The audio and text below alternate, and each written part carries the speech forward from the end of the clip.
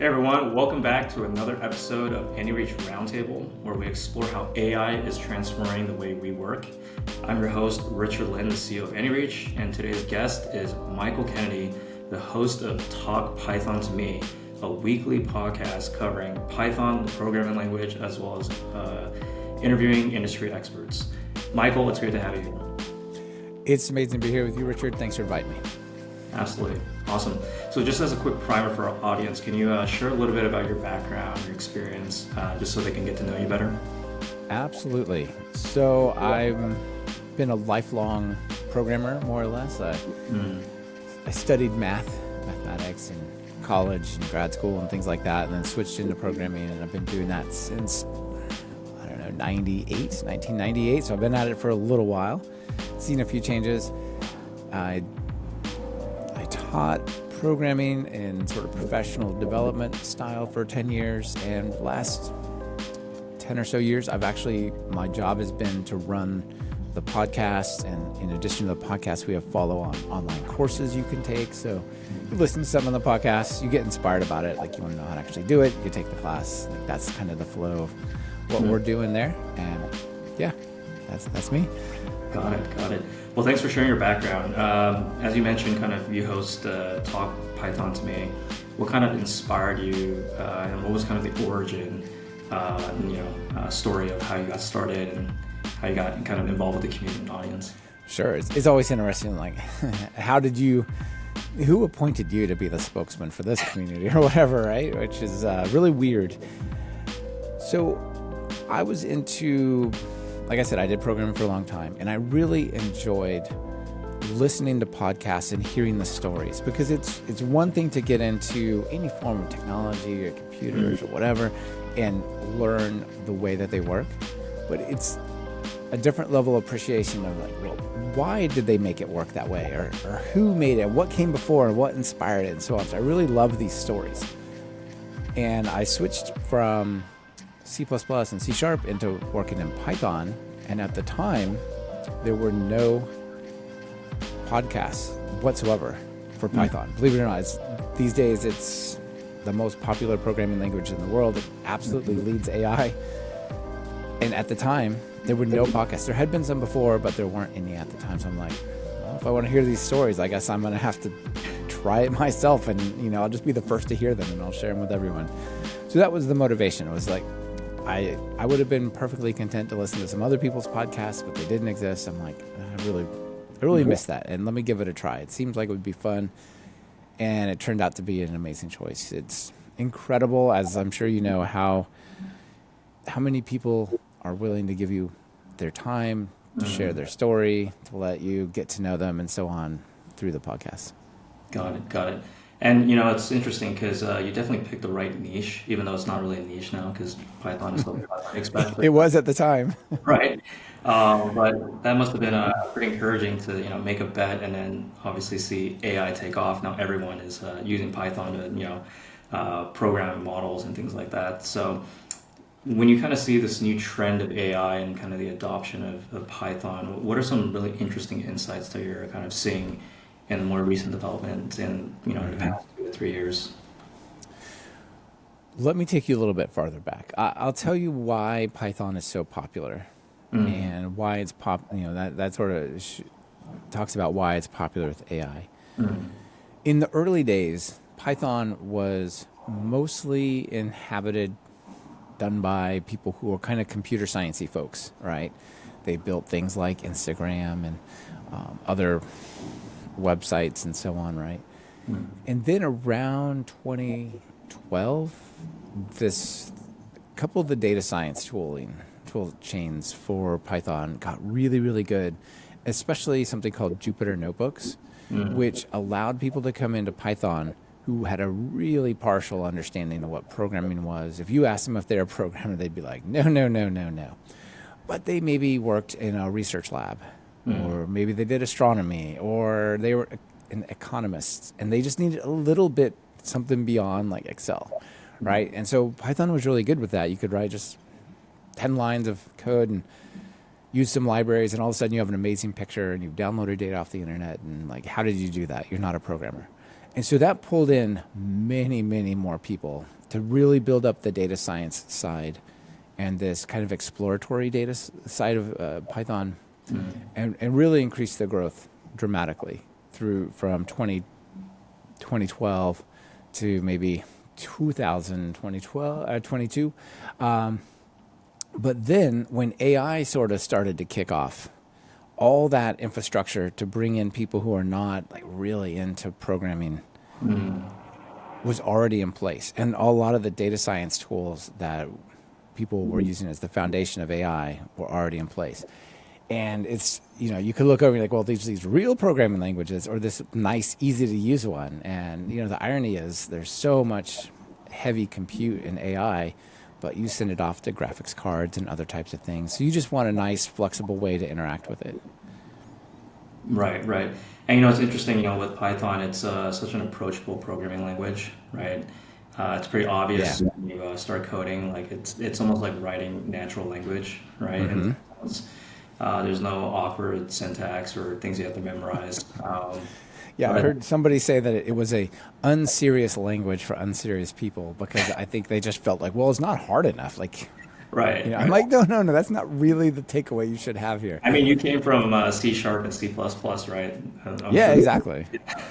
Yeah, and I'm way happier here. I mean, I've learned how to write like real programming languages, and I've done it professionally. But it doesn't have to be that way. There are really nice ecosystems, you can work in. So Yeah, absolutely. And part of your podcast is obviously interviewing folks that are developing Python experts and so forth.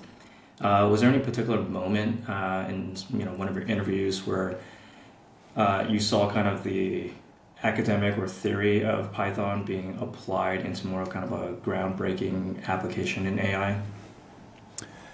I've talked to a handful of people who are doing really interesting stuff. I'll tell you a couple stories.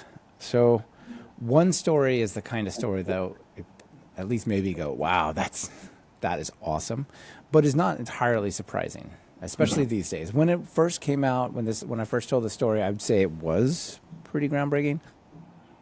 But these days, there's so much stuff that's going on with AI. It's so insane. Like it's hard to be surprised, every day. It's just so amazing.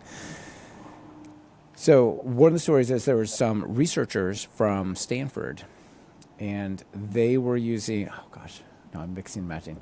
There were some researchers from Stanford who are using artificial intelligence and especially machine learning to find new particles. That's the Stanford ones. But no, these folks were from Oxford actually, and they went through historical telescope data, right? There's just so much data in astronomy, and they have all these pictures.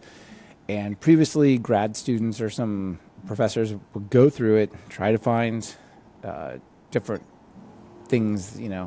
Maybe they're looking for stars that like dip as a planet. The brightness dips as the planet goes across it or wobbles or whatever. And I think they found 50 new exoplanets using machine learning the data had already been gone over by people. And they're like, let's give it another pass and see what we can find.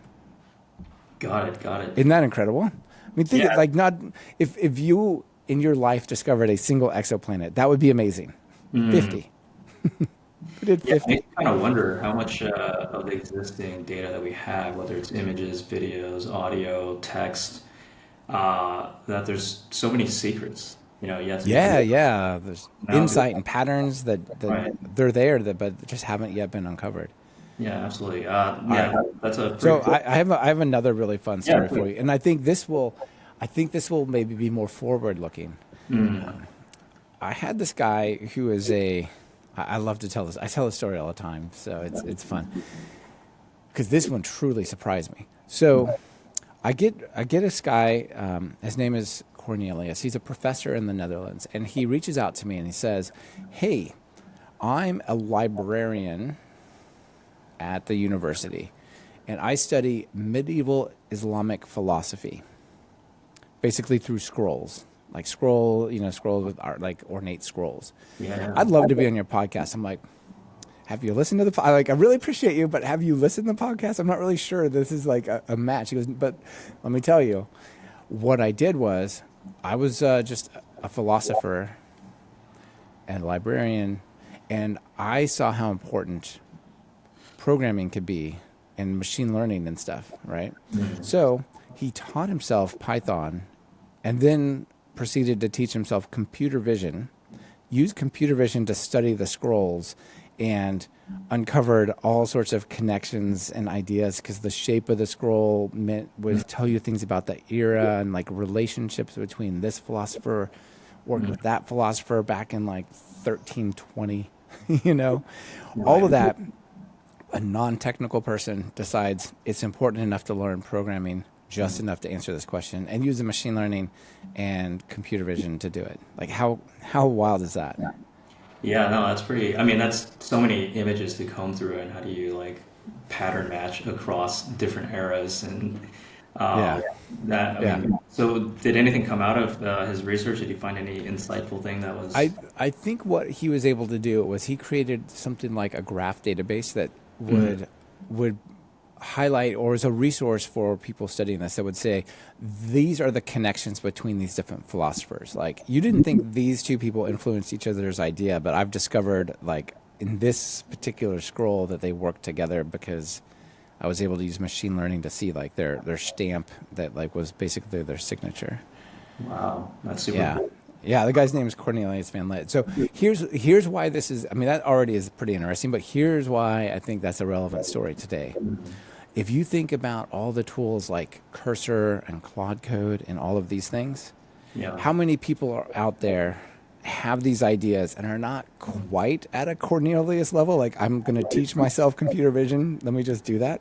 Yeah. But they could probably, with the support of some of the AI tools, get something going. Mm. I think that there's a tremendous opportunity for people to build really interesting things with the support of agentic code helpers. Yeah, absolutely. I mean, as we get closer to AGI, I think it's just going to bridge that gap where, as you mentioned, non-tech folks that have ideas have this domain expertise that couldn't really unearth that information or get insight. All of a sudden, we'll have this maybe perhaps even like a golden age where Yeah. all types of disciplines and industries and specialties and so forth will just unlock so many new innovations and insights. So no, super cool. And having a name like Cornelius is already pretty cool. Just from Yeah. so I don't think I know anybody named Cornelius. So I that's didn't either until this. No. yeah. Like, are you a real person? Are you reaching out?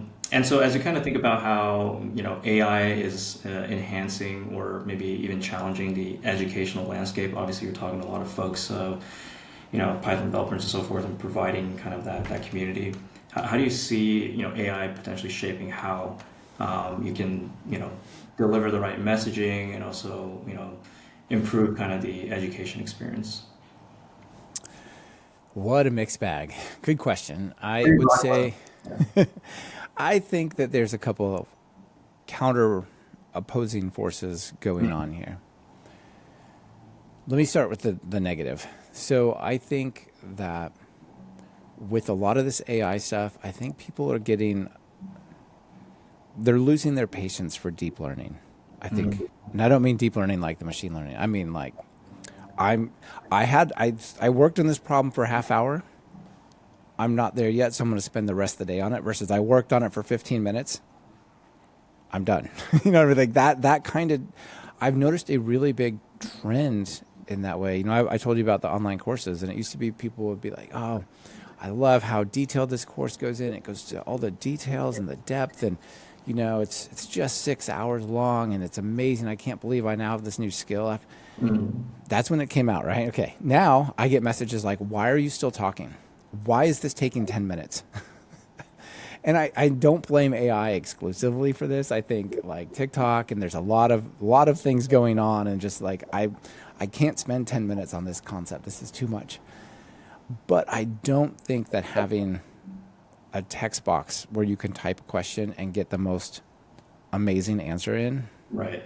is going to help increase that. I think it's only going to make having deep conversations or deep learning harder, Mm, right? I feel like instead of looking out at the landscape, but what do I need to like accomplish this task? What do I need to learn, and what's the roadmap? Now people kind of drive with in like fog where they see what is the next step, and so they ask the AI, take the next step for me. Okay, take the next step from there, and it's a really, you know, it's very short and iterative, and it's super powerful. But I think that if you're in education, I think there's a challenge here to help people say, yes, you should use AI. Yeah. Yes, this is an incredible tool, but you still need to be able to know. You know, just a little bit ago, you're talking about like unlocking a golden age. I think what is going to happen is, I don't think people's creativity is going to be destroyed, but I think you're going to need to be good enough in an area to ask interesting and unexpected questions. Get the support of the AI and start to answer those questions and discover new things.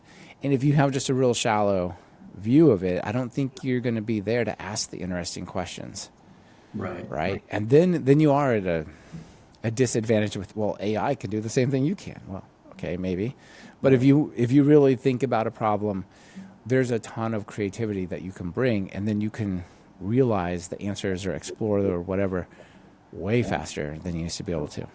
Right. But you've got to have a base level to be in that place, I think. Right.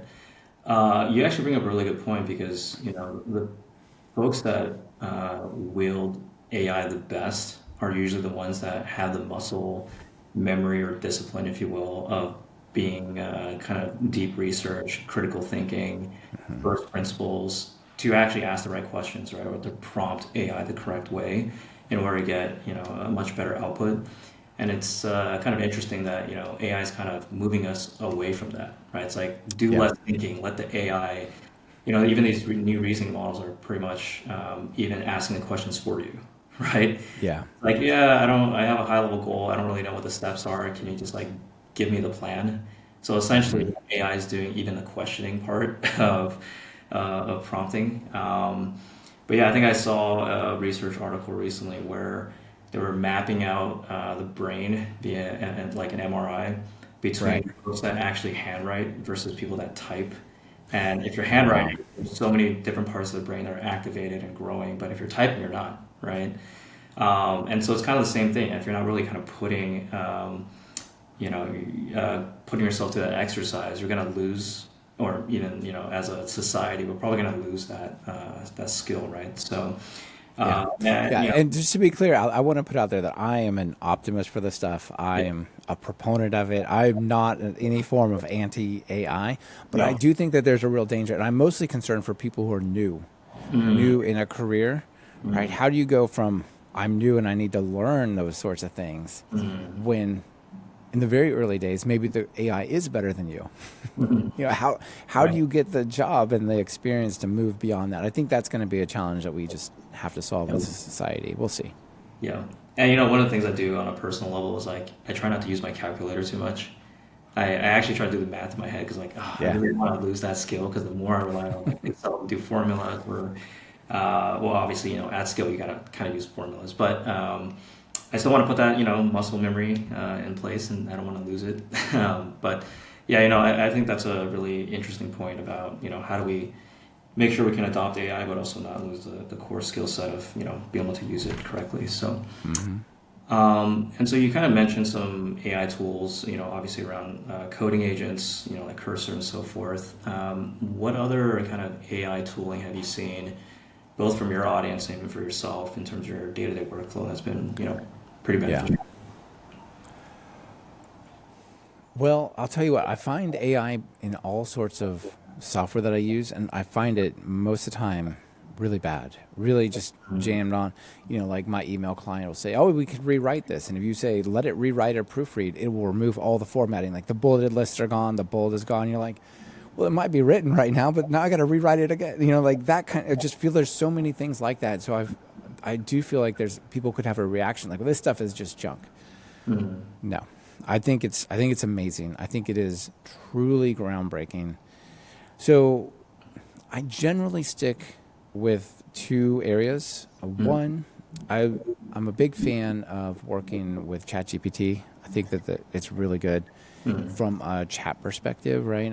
I want to ask it questions. I want to have it help me analyze something. I did start recently playing with Gemini Live. The live mode where you just turn it on and you just sort of talk to it. And Right. I sat it down and I said, okay, let's talk about the mortgage. I want to maybe refinance it or pay off my house earlier or whatever. And I just started talking to it, and 20 minutes later, it had a nice little report. Like, here's all the ideas we talked about. Here's the trade-offs. Here's the benefits. And, you don't even have to look at it, right? You just set it down next to you on the couch and you just start talking. It's really interesting. So, but primarily I stick with ChatGPT. And I think another problem people run into is they'll use the base model and then say it doesn't work very well, right? They'll use 4.0, like, well, I tried it and it got this wrong. It's like, well, did you try 0.1 Pro? Because that's like 10 times better. You know what I mean? And I think you would find a really big difference. Or maybe you should use 0.4 High for coding stuff, but you should use, I don't know, 0.3 for like creative. I don't know exactly right. But I find a lot of people don't even differentiate or consider that there's actually really different versions that are under the same name. Maybe that's a branding thing as well. And oh 01, 02, 03, 04, these are, and 4.0, like switch those. Like, these are very bad names. They're not, they don't communicate to you anything about them if you didn't already know, right? But I think choosing the right model is super important. So I do ChatGPT a lot. I have a pro subscription to it right now, although I'm not sure I'm getting all the value out of it. I did do a really amazing project recently with it, though. So that, and then the agentic code agents. And the agentic part is super interesting. Like, I can go to ChatGPT and say, here's some programming thing, give me an answer. And it goes, well, here's an answer. This is what I think. You can go to something like Cursor or Junie and the JetBrains tools or various other ones, turn on the agentic stuff, and it will work and work and work. I've got some large code bases that had some sort of leftover challenges that were never worth solving. And I'm like, well, let me just see if Claude Sonnet and I can have a little chat with this. And 2 hours later, like, it had been thinking on and off the whole 2 hours, and then we had it solved. It was amazing. And it's the kind of thing you would have hired somebody potentially and said, work on that for a month and get back to me when you're done. And this is like an hour or two later.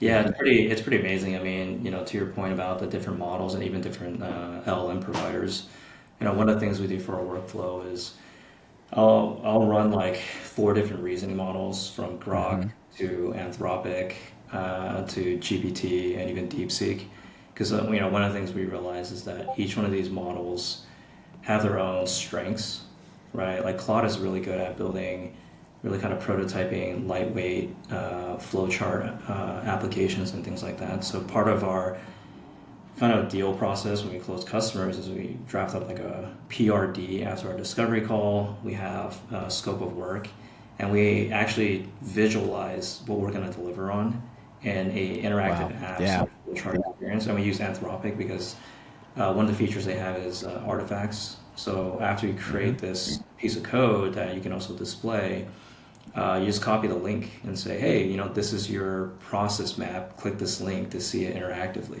right? So it makes the scope of work proposal so much stronger. And then, as you mentioned, O1 Pro, they actually just released O3 Pro. Yes, I'm not as impressed. I have I've had access really to good it. experience with O1, but I don't know about O3 yet. I still need to play. I'm honestly a little bit down on O3 Pro right now. Oh, okay, got it. It has not been, not just that it's slower, I don't care about that, but it has not been giving me as good of answers. But I'm very excited about the general trend, though. Yeah, it just came out. Yeah. And with O1, with the O series, we use like meeting transcripts after the discovery call to actually draft up the text of what the deliverable is going to be. I usually one-shot that, and I think right now it's like a 90% proposal generated by the O series to a signed deal. Wow. And we've gotten so many feedback of like, wow, how did you draft up such a detailed, amazing proposal so quickly? Yeah. I'm like, oh, we're just amazing, no, but it's actually AI doing a lot of work, right? We're very thorough. Very thorough, very detailed. But one of the things you mentioned about like these AI models with very obscure like product names where you don't understand what it actually does. I think what we're going to see in the future is we're not even going to choose the model versions. Yeah. The AI is going to be smart enough when you type in your question or whatever the query is that it will actually detect, okay, this is a coding kind of query. So we're just going to automatically choose the right model for you. And it's just going Yeah. to be a GPT, right? The Yeah. GPT is going to go figure it out. Do you need reasoning or do you need something quick and dirty? And I think that is great. The only thing that gives me hesitation when I hear that is the incentives are not aligned. And by that I mean you pay, unless it's an API token sort of thing, but you pay, if you have a subscription, you pay Chat or Anthropic or whatever, $20 a month. And then you go say, answer my question. Their incentive is to do that as quickly and cheaply as possible. Where you might want, you're like, I'm willing to wait 10 minutes instead of 10 seconds. I want a really good answer. It's like we automatically chose one that like wasn't that much work. Whereas now you're like, this is going to the pro model because this, it doesn't matter how long it takes. This has to be as good as it can possibly be. Right. But that said, they also want you to stick around, right? Right. Right. I mean, yeah, I mean, if the pricing aligns, honestly, I pay like $10,000 a month if it's just every output is freaking amazing, right? Yeah. When I need it to be fast, it's fast. When I need it to be super high quality, it does that. But to I your have a point, really, yeah, sorry, I have a really interesting mental model for, you're talking about like, it doesn't matter kind of, if it does its job and it's really good, I'm willing to pay a decent amount of money. Because people asked me when I signed up for the $200 ChatGPT Pro, they literally almost laughed at me. Like, that is the most ridiculous thing. I'm like, yes, however, it multiple times this month already has been a lawyer for me. right, It's been a virtual assistant. It's been a programmer. It's been a show researcher. All of those things you would pay over $200 for every single time. And right, it can become something. So my analogy or my mental model for it is these really high-end reasoning models are like stem cell employees. Like they're the potential of an employee. right, Like, okay, now it manifests as like a lawyer employee. Now it manifests as a programmer employee. And you don't have to have a lawyer, programmer, marketer, etc. It just becomes what you need it to be. And it's really interesting. And if you start to think of it that way, well, a couple $100 is like the best deal you can get. right. Well, OpenAI needs to do a better job. So based on your queries, like, oh, if I'm asking for a legal thing or I'm coding something, it should be able to like spit back out to you, hey, this is how many hours you saved if you are a Yeah, programmer, and here's the average rate for a programmer to do this job. Guess what? In this month, you saved like $50,000 in X amount of hours. exactly.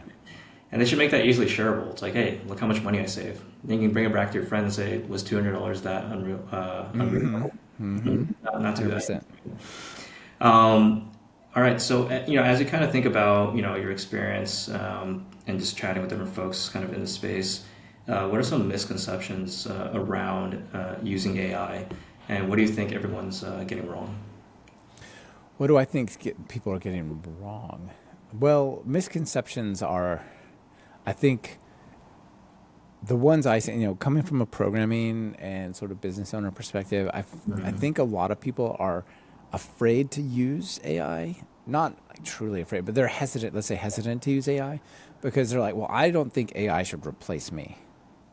So I'm not going to use it. I won't use it to help me program because I'm a good enough programmer, but I don't need AI. Right. It's like, you might be good enough, But you'd be but so much better. but if you had something that could sit down and help you do what would take you 2 days and instead it takes you 30 minutes, what else could you go do with your good programming skills? You could just be so much better. Right. So I think that is one. The other one, I mean, I don't have a great sense of this because I don't like sit over the shoulder of too many people, but I do for some. And I think the amount of information and detail and structure that people give when they prompt AIs, regardless of whether it's agentic code tools or a chat, is way too low. I'll see one sentence, do this thing, like that should probably be 200 words, Right. laying out the details, the constraints, the context, the background. There's this real temptation to believe that like the AI, because you speak to it in a human way, has the context that another human would have, right? If I was sitting in a factory talking about to somebody like let's say I'm a consultant to like optimize factory workflow, and I was sitting there talking to somebody about something, I might say a sentence or two and understand like, okay, I'm this consultant in this situation. These other people who I'm talking to, their goal is this. The constraints are they're a small business, they can't spend billions of dollars or whatever, right? You know, like think of all the stuff that's ambient when you say, help me optimize this. But somebody will walk up just out of the blue to an AI and go, I have this document, optimize this. Or I have this document, summarize it. Well, who is the summary for? Right. Right? Is this summary for a layperson? Is this somebody for an absolute expert? Is this part of a PhD dissertation? Don't just say summarize. You got to give it all the detail. And so I would say the biggest mistake, I guess, I see out there, in addition to not pairing that with the right model, right? I think these kind of go hand in hand, is just not giving it the detail.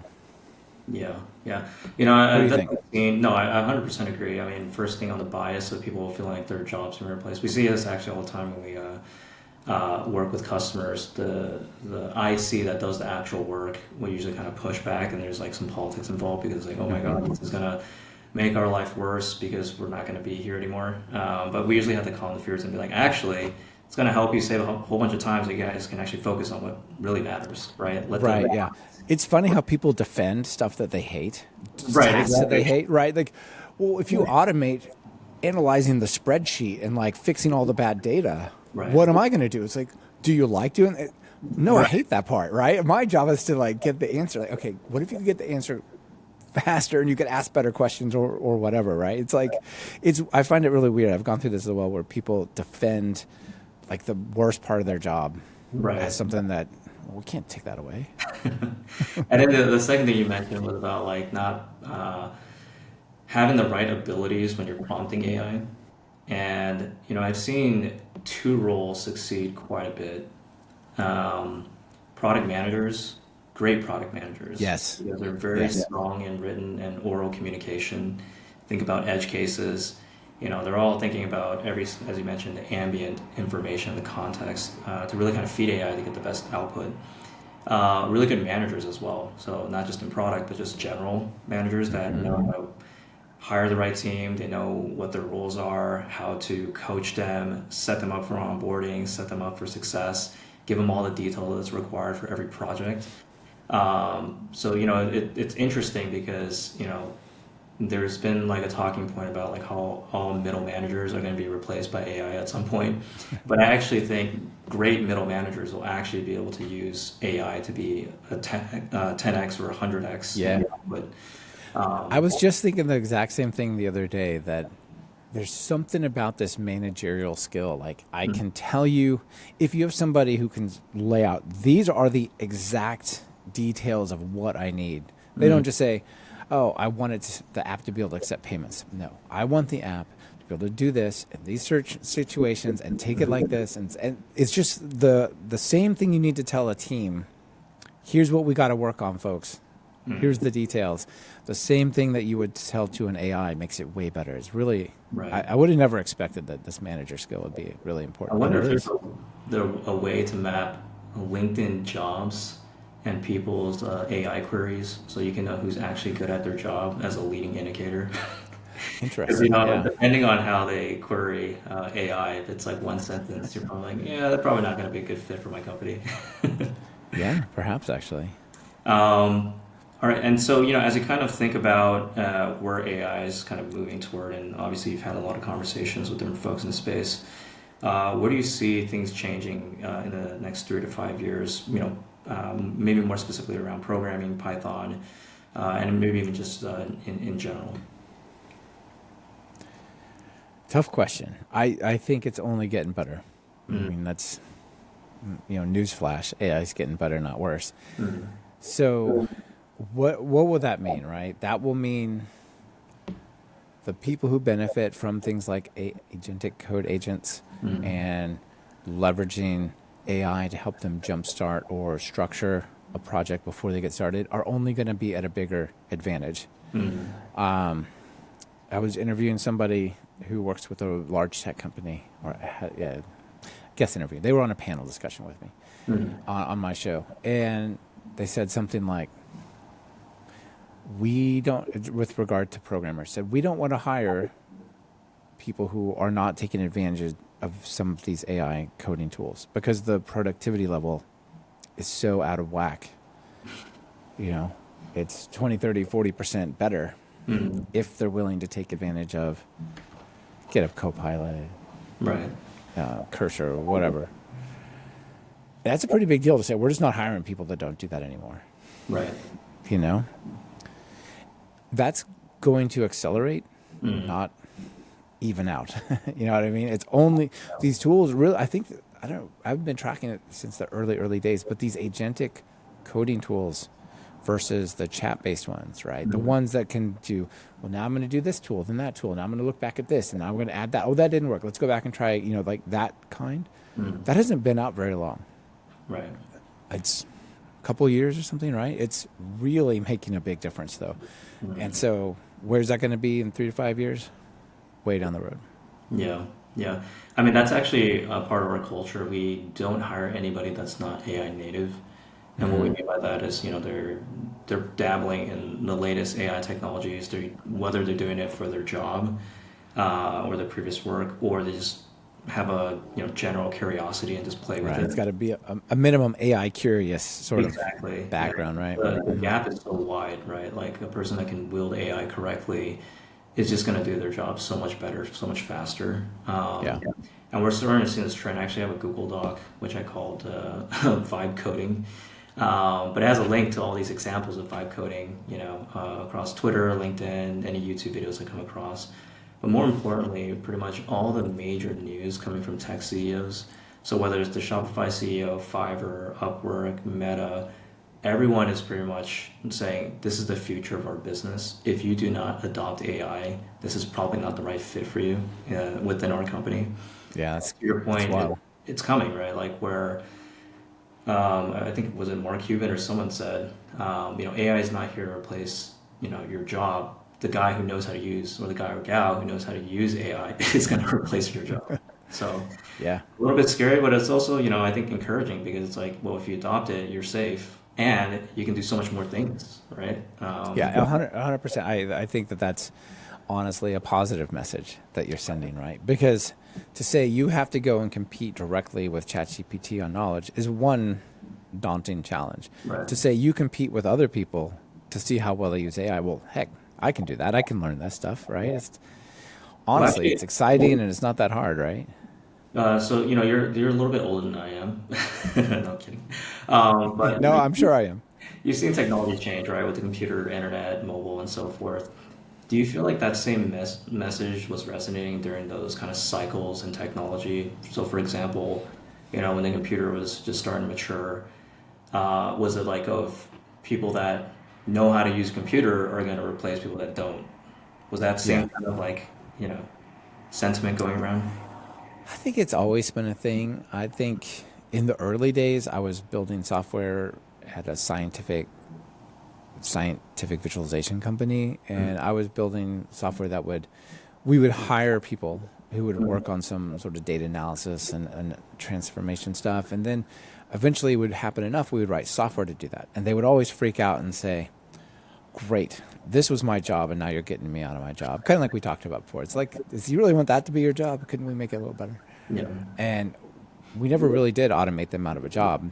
We just started taking on more projects and asking more ambitious questions. But even, that's before 2000, maybe right around the year 2000.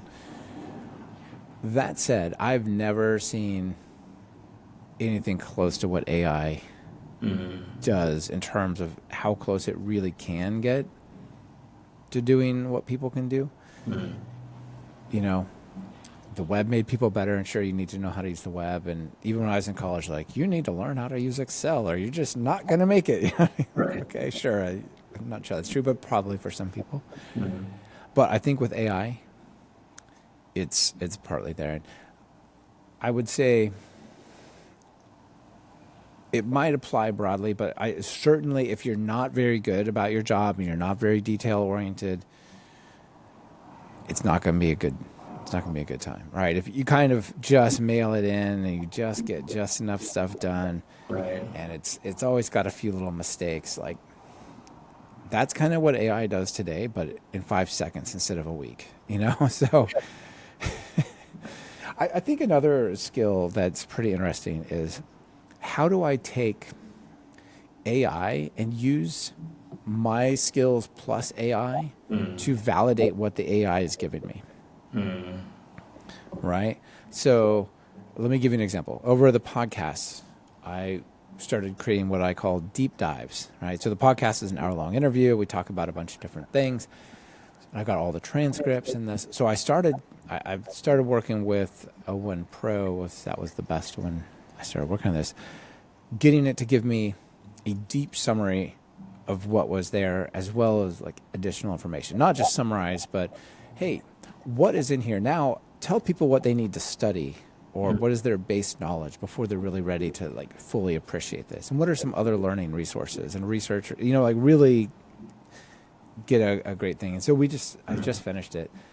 600,000 words is how many deep dives we have. And that feeds into our search engine and our SEO and stuff that people, when they're listening, they can get more value. It's really wild. But those things sometimes had errors. It'd say, here's the tool, and it would link to a thing that didn't exist. I'm like, that's not great. So in addition to using AI to come up with them, I had AI come up with a program that would parse all those details, pull out all the URLs, make sure that they're all real URLs. And so when I put a new one in, it can go, that thing that you said was where the resource was, or the learning thing or whatever, doesn't exist. Oh, well, let me see what went crazy with this thing here and fix it, And did I go and write that testing tool from scratch? No. I used agentic AI to create it, to test what the other AI did. You know what I mean? Right. And then now there's sort of a double entry bookkeeping type of thing for them. Super interesting. I mean, I think, QAing the LLM output, I think there was this kind of new research topic about LLM as a judge. And, you're having like agents check on other agents, but they're all AIs. Kind of like, in the Matrix where Neo's fighting Agent Smith, and there's like multiple Agent Smiths trying to like check on each other and fight Neo. Kind of similar vein. And so, as you kind of think about different resources or maybe even communities to join, what would you recommend for our listeners wanting to, take a deeper dive in AI and more specifically around kind of like Python?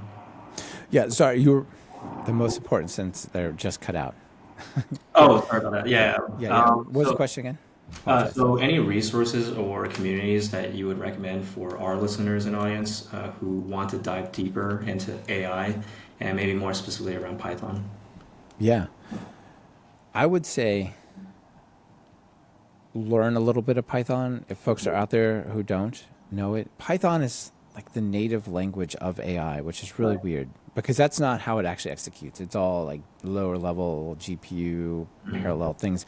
But it's really interesting. If you ask Chat or some of the other tools, hey, give me this detailed analysis, you'll see, especially the multi-step reasoning ones, you'll see it doing this thing, looking at this, writing Python, here's your answer. You know what I mean? You'll see it sort of doing that kind of stuff. It's really good at writing Python. It uses it internally a lot of times to answer questions. It's like, well, if I go to this Wikipedia page and I wrote this Python code, I could extract it and format it the way you want. Okay, so let's do that. So I feel like you can get AI to give you little small bits of code that you can run without very much expertise that really, really help you. Like for my example of this, I did all those deep dive things and I wanted to check it, right? I didn't have to do very much work for that checking thing. And AI did most of it, but I need to kind of understand and like guide it a little bit, right? So you can really use a little bit of that knowledge to level up. In terms of communities, gosh, there's got to be some good ones out there. It's got to be some good Discords and so on, but I don't know of any that I can recommend. Not because I don't want to, I just can't think of it. There's some that are very technical, like deep programming ones, but that's not a good recommendation. I mean, I can think of two. I know there's Talk Python to Me, and there's Anyreach. But yeah, I mean, the Discord communities are quite vast, especially around a lot of the leading AI companies. A lot of those folks actually have their own Discord, and they share a lot of different things about AI. Maybe not around Python because I'm not really in the space, but Yeah, especially if you want to learn about voice or vision and things like that. Best way to do it is just go to the ground floor. What are people doing in that space and actively having real time chats about. So. All right, awesome. Well, absolutely. Mike, thanks for joining us today for Anyreach Roundtable. I'm sure my audience is going to really appreciate your perspective on the leading trends in AI, especially around Python. If our audience wants to, connect with you, find more details, where can they go look? Two places. You can find all my personal stuff, all my social media, if you want to follow me there, my GitHub, my projects, and so on, at mkennedy.codes. And listen to the podcast, take some courses at talkpython.fm. All right, awesome. Well, I appreciate you being on today with Anyreach Roundtable, and we'll talk soon. All right. Thanks. Bye. Mike.